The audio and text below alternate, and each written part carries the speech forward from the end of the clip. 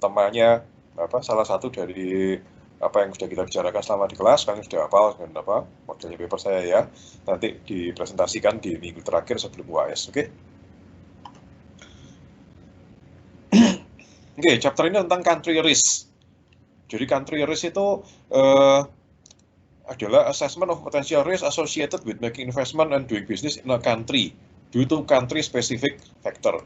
Jadi suatu resiko yang ada hubungannya dengan suatu negara.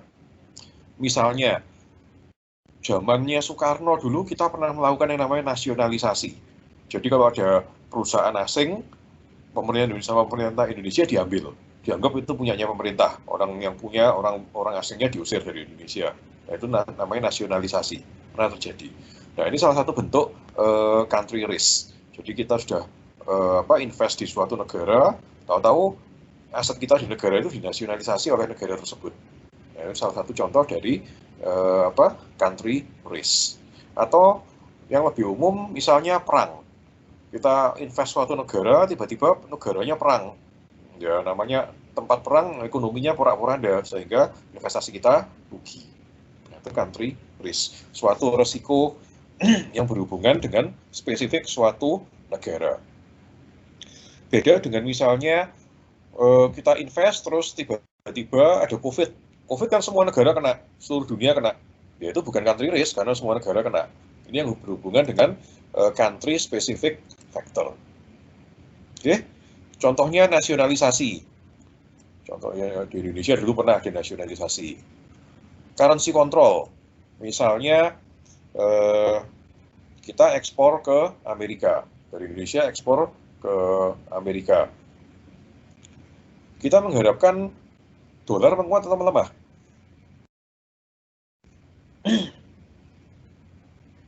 Kita dari Indonesia ekspor ke Amerika, kita mengharapkan dolar menguat atau melemah?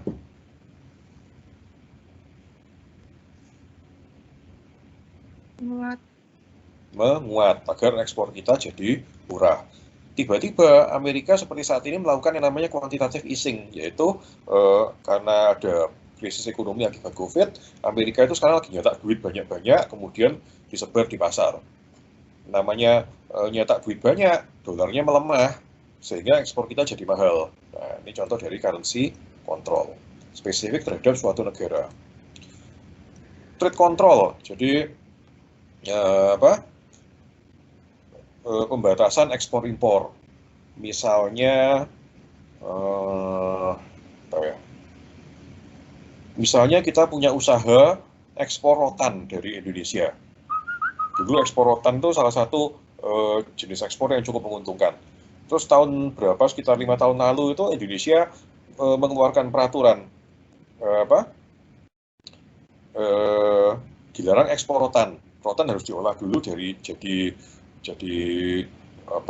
sesuatu, jadi meja kursi, jadi apa, baru boleh diekspor. Nah, ini contoh dari country risk yang dari trade control. Misalnya ada orang Malaysia dirikan perusahaan di Indonesia, perusahaannya itu cari rotan di Indonesia terus mau diekspor. Tahu-tahu perusahaannya sudah jadi, pemerintah Indonesia melakukan trade control, melarang ekspor rotan. Nah, ini contoh dari country risk yang trade control. Change in tax, jadi kita sudah invest di suatu negara buat perusahaan karena salah satu sebabnya kita milih negara itu mungkin karena pajaknya rendah di sana. Ada beberapa negara yang dia itu mengandalkan pajak untuk menarik investasi asing. Misalnya Singapura. Singapura itu pajak perusahaan rendah, sehingga banyak perusahaan pengen buka cabang di Singapura. Contoh lagi Dubai. Dubai itu juga banyak sekali perusahaan asing di sana karena pajaknya rendah. Sengaja di-set gitu untuk menarik investasi asing. Nah, kita sudah invest di sana, tahu-tahu pajaknya naik. Lalu change in tax. Labor law. Jadi tiba-tiba pemerintahnya membuat peraturan perundang-undangan yang merugikan perusahaan. Requirement for local component. Dari sini ada yang bisa menjelaskan apa itu kira-kira requirement for local component itu? Maksudnya? Maksudnya gimana?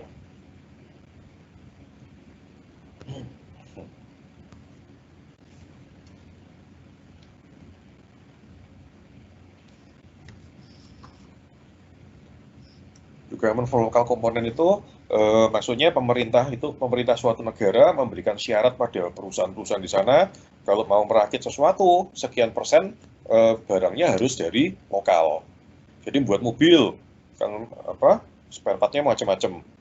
Katakan 50% dari spare part itu harus buatan lokal, ya, seperti itu. Perang, devaluasi, kudeta, hostile legal system, dan lain-lain. Hostile legal system ini maksudnya sistem hukum yang tidak bersahabat dengan perusahaan asing. Kita udah invest di suatu negara, ada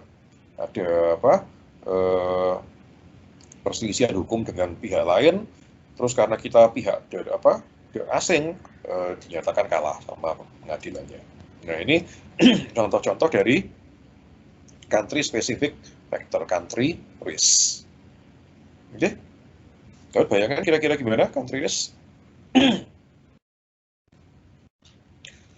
Nah, karakteristik dari country risk ini, kalau dibandingkan sama resiko-resiko lainnya, misalnya kalau kita bandingkan sama resiko nilai tukar, resiko resesi ekonomi sedunia,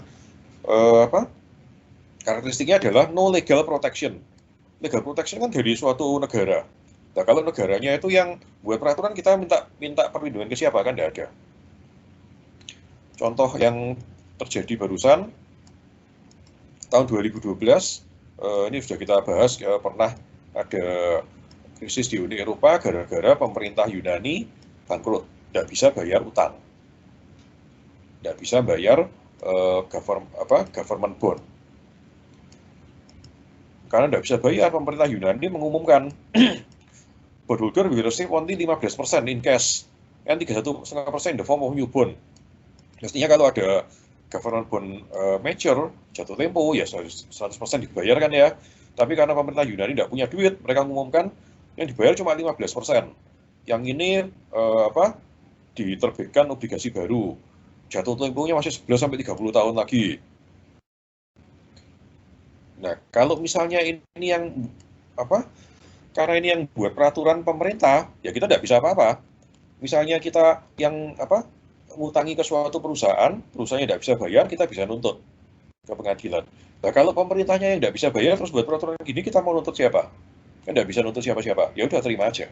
Nah, ini karakteristik dari country risk, no legal protection. Waktu terjadi ini, orang-orang ya tidak bisa apa-apa, ya terima aja. Tahun 2010, Venezuela melakukan nasionalisasi oil rig. Jadi zaman dulu sebelum 2010 ini banyak perusahaan asing punya kilang minyak di Venezuela. Penanaman model asing. Jadi punyanya asing. Tahun 2010 tiba-tiba Venezuela mengumumkan kilang minyak punya asing dinasionalisasi. Jadi kan punya pemerintah Venezuela. Mau nuntut ke siapa? Tidak bisa. Ya udah terima aja. Ini contoh dari no legal protection. Oke? Okay?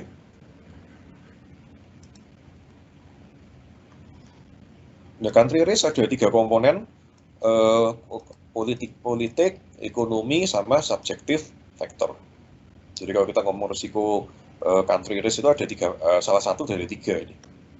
Political stability atau risiko yang berasal dari stabilitas politik, ya yang asalnya dari faktor politik. Jadi misalnya kudeta, perang, pemerintahnya tiba-tiba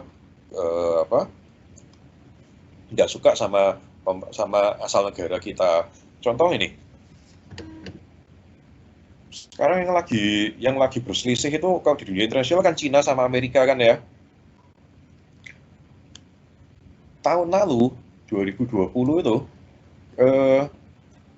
salah satu ekspornya Australia yang paling besar ke Cina itu adalah batu bara. Australia itu kan sekutunya Amerika. Cina itu pengen nunjukkan ke Australia bahwa Cina tidak suka sama Australia karena bodoh sama Amerika. Caranya gimana nunjukkan ketidaksukaannya? Ekspor batu bara dari Australia dilarang, tiba-tiba di stop. Nah ini ya udah nggak bisa apa-apa. Perusahaan-perusahaan tambang Australia yang biasa ngekspor batu bara ke Cina nggak bisa ngekspor. Cina dapat batu bara dari mana? Dia ngimpor dari negara-negara lain, salah satunya Indonesia.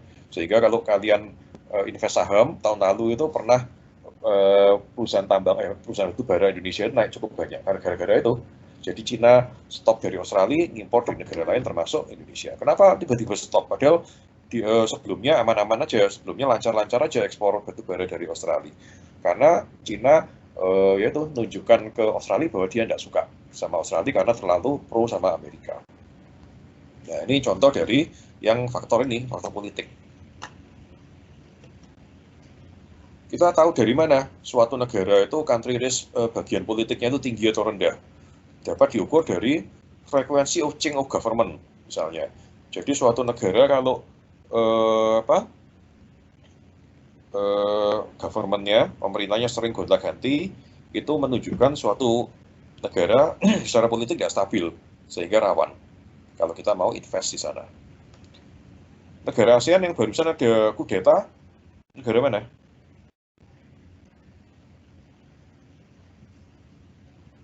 Myanmar, tuh. Tiba-tiba kudeta. Selain Myanmar yang kalau kita lihat 10 tahun terakhir ini sering terjadi beberapa kali kudeta.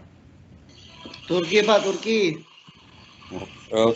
Turki juga, tapi di luar kan ya negara ASEAN maksud saya. Turki betul ya, dulu pernah.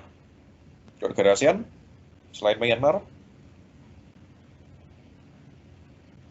Sudah agak lama sih, tapi 10 tahun ini sering ada 3 atau 4 kali kudeta di sana. Negara mana? Kamboja, Pak. Thailand. Thailand kan barusan berapa kali terjadi kudeta. Nah, sehingga kalau kita investor, kita ngelihat negara yang sering kudeta macam itu, ya harus berhati-hati karena faktor political stability ini dipertanyakan. Okay? Level of violence sering ada kerusuhan nggak di sana? Armed insurrection, ya ini pemberontakan bersenjata, konflik with other state, perang dengan negara lain, nah itu semua political stability. Komponen kedua adalah faktor ekonomi. Jadi bisa aja suatu negara secara politik stabil, tapi secara ekonomi ternyata enggak. Dan kalau stabilitas dari faktor ekonomi ini dilihat aja contohnya dari inflasi, balance of payment, kita sudah bicarakan yang lalu, economic growth rate, unemployment, dan sebagainya. Bad economic condition may trigger harmful economic policy, nasionalisasi, devaluasi, capital control. Nah ini faktor ekonomi yang jelek bisa menyebabkan ini semua nasionalisasi, devaluasi, dan lainnya. Yang ketiga, subjective factor, general attitude. Jadi attitude itu perilaku secara umum suatu negara terhadap negara lain. Nah ini yang contoh Australia sama Cina tadi itu. Jadi kalau negara barat di Cina itu hostile. Jadi misalnya perusahaan Australia ngekspor barang ke Cina itu lebih susah, izinnya mungkin dipersulit, karena Cina ngelihat Australia itu terlalu pro sama Amerika. Nah, Amerika sama Cina juga gitu. Kalian dengar ada perang dagang kan ya antara Cina sama Amerika yang dikobarkan oleh Donald Trump itu. Ya Amerika ekspor apa ke Amerika dipersulit, Cina ekspor apa ke Amerika dipersulit, Amerika ekspor apa ke Cina dipersulit. Terus Cina itu sekarang dibatasi oleh Amerika dalam hal semikonduktor. Pernah dengar istilah semikonduktor?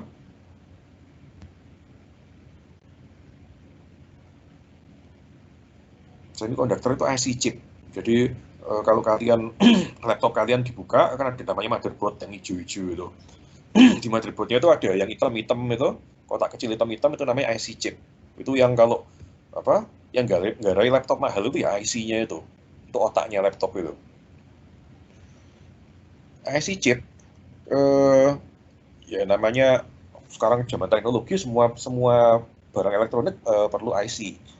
Nah, Amerika kan saingan sama Cina. Perusahaan Cina itu sekarang dilarang impor barang-barang yang ada kaitannya dengan IC chip. Dilarang impor dari Amerika. Kalau ada perusahaan Amerika nekat ngekspor apa barang yang ada kaitan dengan IC chip ke Cina, dikasih sanksi sama Amerika. Sehingga Cina sekarang kesulitan. Karena itu Huawei sekarang agak kesulitan karena mau yang namanya handphone pasti ada IC-nya. Nah, kesulitan dapat IC itu untuk produksi. Ya, ini contoh dari subjective factor ini. Ada negara-negara yang kita friendly, ada yang hostile. Misalnya kalau Rusia itu friendly kalau sama Cina. Jadi perusahaan Rusia kalau apa-apa di Cina lebih gampang dibandingkan perusahaan Amerika. Oke, subjective factor.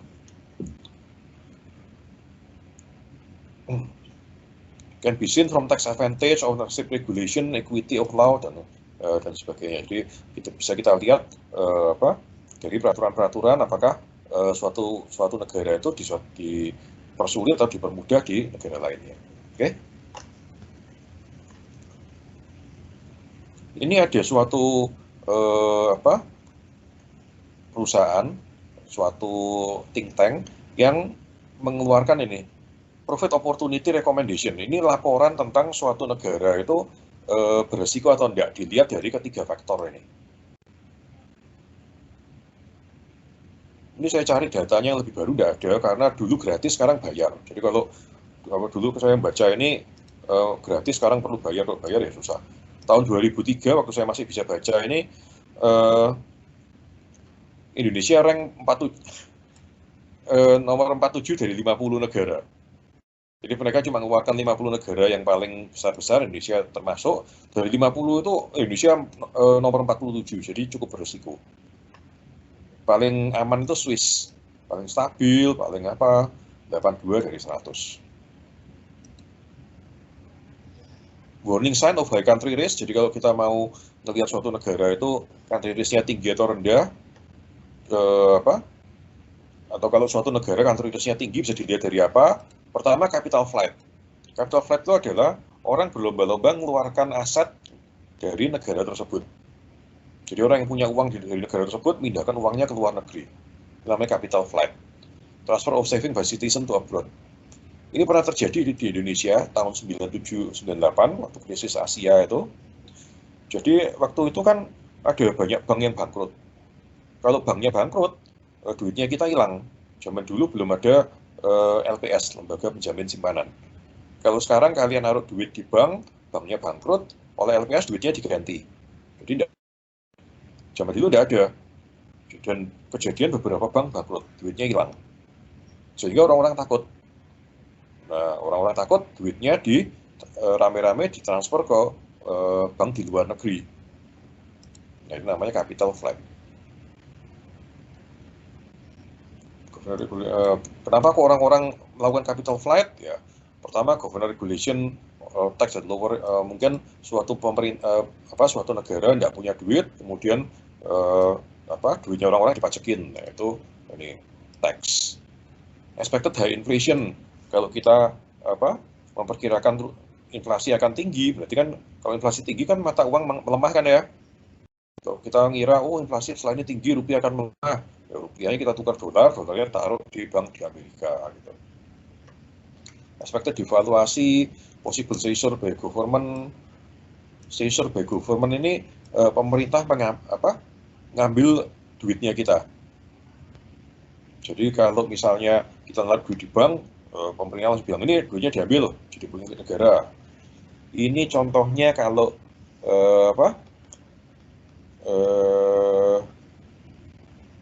apa ya namanya ya?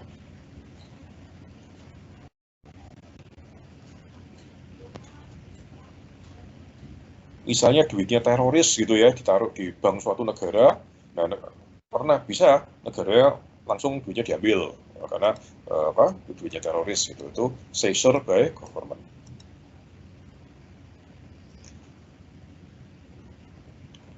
Tanda-tanda kedua, kalau suatu negara itu country risk-nya tinggi, fiscal irresponsibility. Jadi government spend more than income. Ingat kebijakan fiskal itu apa? Kebijakan yang mengatur pemasukan dan pengeluaran suatu negara. Tapi ada negara yang kebijakan fiskalnya tidak bertanggung jawab. Jadi pasukannya berapa, pengeluarannya berapa, jauh lebih besar pengeluarannya. Ini contohnya Indonesia tahun 60-an zamannya Soekarno. Kita tidak punya penghasilan tapi pengeluarannya banyak sekali. Bangun Monas, bangun Gelora Bung Karno, terus kita bangun angkatan bersenjata yang kuat sekali. Tapi kan semua perlu duit, sehingga tidak lebih besar pasak daripada tiang. Akibatnya apa? Kalau nggak ada duit biasanya ya paling gampang pemerintahnya print money, nyetak uang sehingga inflasinya tinggi, atau nasionalisasi, atau naikkan pajak, atau nggak bisa bayar utang negara seperti Yunani. Ya, semua ini kan menakutkan bagi investor. Ya, semua ini asal mulanya ya ini fiscal irresponsibility. Money instability, pemerintahnya ngeprint uang terlalu banyak. Nah, sekarang ini ceritanya adalah Amerika itu lagi ngeprint duit. Kalau kalian mau Google quantitative easing gitu ya. Jadi kan gara-gara COVID ini ekonomi di Amerika melambat. Pemerintah Amerika ngeprint uang banyak-banyak, disebar di pasar sehingga perputaran uang menjadi cepat. Sehingga merangsang pertumbuhan ekonomi sehingga ekonominya naik lagi. Tapi pada kasusnya Amerika tidak masalah, karena dolar itu kan mata uang paling kuat. Ketika pemerintah Amerika ngeprint dolar banyak-banyak, nilainya masih bisa bertahan, turun tidak terlalu banyak. Coba Indonesia yang gitu, ngeprint rupiah banyak-banyak, ya pasti langsung inflasi, langsung nilainya turun. Karena itu kita tidak melakukan. Yang melakukan itu negara-negara yang mata uangnya kuat, Amerika itu bisa. Fixed and overvalued exchange rate, jadi kalau ada suatu negara fixed exchange rate, terus overvalue, jadi harus terus-menerus diperkuat. Nah, itu tanda-tanda country risk. Karena memperkuat mata uang dengan cara Dengan cara intervensi itu bagaimana? Menggunakan cadangan devisa untuk membeli mata uangnya sendiri. Nah, kalau cadangan devisanya habis, risk of foreign reserve. Wasteful government spending, jadi pemerintahnya menggunakan uang untuk hal-hal yang tidak perlu, meningkatkan country risk. Kalian masih sekarang bensin kan cukup mahal kan ya? Dulu zamannya SBY sebelum Jokowi, bensin tuh murah. Mungkin harganya cuma 50%-nya sekarang. Kenapa kok bisa murah dulu? Karena disubsidi. Dulu itu sebelum zamannya Jokowi, jadi zamannya SBY, zamannya Mega, zamannya Gus Dur, itu pemerintah Indonesia memberikan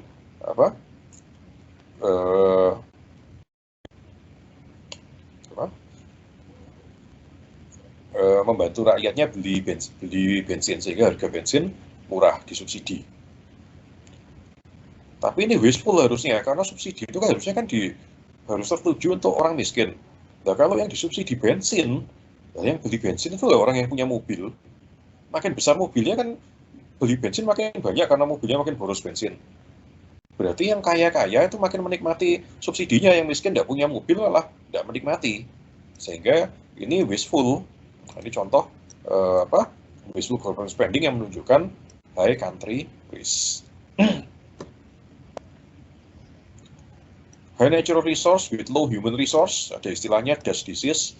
Jadi suatu negara kalau dia itu punya kekayaan alam yang besar sekali, tapi human resource-nya itu rendah, nggak ada orang pintarnya di sana, orang yang males-males, akan mengalami yang namanya Dutch disease. Ini gini. Kalau ini biasanya negara Arab. Biasanya gini. Bayangkan ada suatu negara kekayaan alamnya tinggi sekali. Misalnya minyak gitu ya. Sehingga dia ngekspor minyak banyak sekali.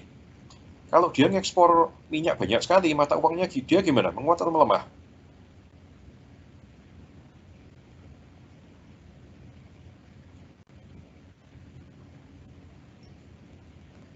Ada suatu negara punya banyak minyak, terus dia ngekspor minyak banyak-banyak, mata uangnya dia menguat atau melemah? Menguat. Menguat. Bayangkan ada pabrik sepatu itu negara itu ngekspor. Pabrik sepatu itu makin mudah ngekspor atau makin sulit ngekspor sepatunya dia?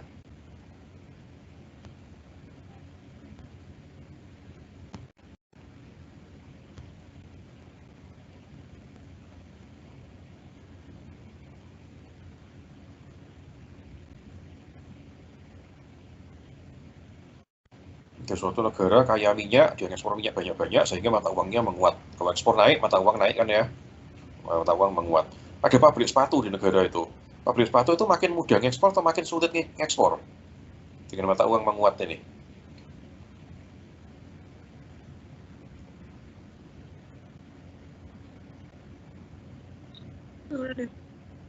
Apa?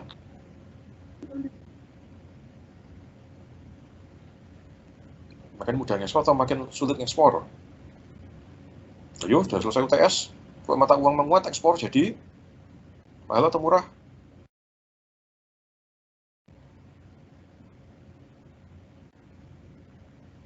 Halo? Mengurang kok. Apa? Jadi apa? Mengurang. Mengurang. Dia ekspor jadi turun gitu kan ya. Kalau mata uang menguat kan ekspor kita jadi mahal sehingga ekspornya turun. Nah, pabrik sepatu ini akan kesulitan ekspor karena sepatunya dia di dunia internasional jadi mahal. Kenapa mahal? Karena mata uangnya menguat. Kenapa menguat? Karena negaranya ngekspor terlalu banyak minyak. Nah, ini maksud dari desrisis ini. Jadi suatu negara yang natural resource-nya banyak sekali justru akan mempersulit industrinya dia yang lain. Karena itu tadi mata uangnya menguat sehingga industri lain sulit untuk berkembang karena sulit ekspor. Korupsi tinggi, big legal system, nah semua ini adalah tanda-tanda suatu negara high country risk, berisiko untuk kita invest di sana karena faktor spesifik suatu negara. Untuk zaman sekarang kita lihat yang bahaya ya Myanmar karena baru ada kudeta. Terus kita lihat lagi yang yang kesulitan bayar utang, misalnya Sri Lanka. Kapan itu kesulitan bayar uang? Berarti country risk-nya tinggi. Oke, ada pertanyaan untuk ini? Country risk?